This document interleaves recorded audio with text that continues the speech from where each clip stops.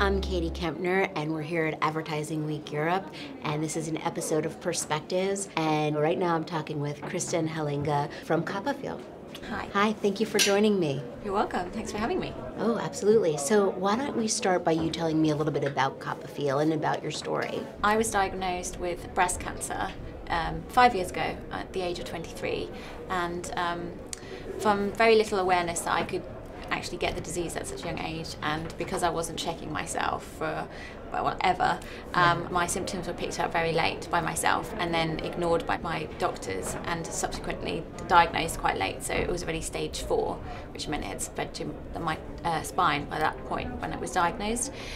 And so I soon realised after I was diagnosed that actually I'd never been told to check my breasts when I was at school or uni, or all of these other situations where I could have been told these things. And I realised that no one was actually speaking to young people and educating them about boob awareness and getting to know themselves and having that good habit started from a younger age. So that's why we set up Copperfield, to ensure that other people weren't being diagnosed late for those same reasons. I mean, that's so remarkable because a lot of people, especially young people, would just be like, I can't believe this is happening to me, and be completely focused on themselves. And you took it as an opportunity to do good. Where would that come from? I don't know. A lot of people say that, or why don't you just cower into a corner and drink yourself silly? But firstly, that's not me anyway. But also, I don't think you realise just what you're made of until stuff like that happens to you. Yeah. And obviously, because of what happened was just so silly and frustrating, I needed to do something about that. I just immediately knew that instinctively that I had to do something.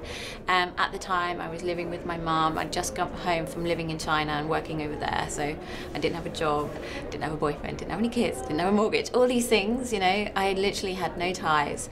And all I knew is that I had this disease that I would never get rid of, and I needed to ensure that other people weren't going to be in the same situation that I was in. Can you tell me a little bit about Copperfield and what you actually do? Yeah, so we are a pure cancer awareness and education charity. So all the work that we do is educating young people about the signs and symptoms of breast cancer, reminding them that they should check themselves regularly, and ensuring and empowering them to go to their GP if they find anything that's not right. And so we do that in all sorts of different ways. We have university boob teams across the UK at different universities, so they're like brand ambassadors in a way, and so we set them missions and they go about spreading the word for us.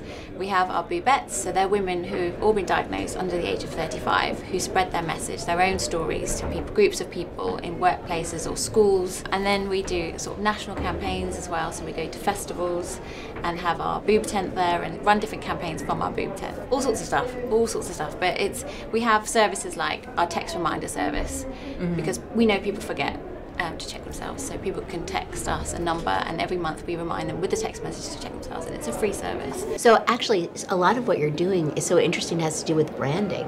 Yeah. Which is, an interesting thing to be talking about here during Advertising Week. So a lot of the times I'm asking people, do they have advice for other women who are starting out or looking to make a change within their careers? And I think, everything that you've gone through really puts into perspective these struggles that people are feeling in terms of their career. But do you have advice for women who are starting out in their careers or somewhere along about how they should just look at their lives and look at their careers? Yeah, I don't know. It's really hard for me sometimes to give that kind of perspective for other people, because my passion grew so much from what happened to me and the fact that I had a terminal diagnosis, and I knew that there was this gap in the market, I suppose, and I sprung on that. So in a sense I could sort of compare it with someone who's setting up a business, who sees a gap in the market and jumps on it and just going for it, not holding anything back. And it shouldn't take a terminal diagnosis to do something good. And if you feel like you need to make the world a better place, do that. Well, you really are, and it's great to talk to you. Thank you so much for taking the time. Thanks.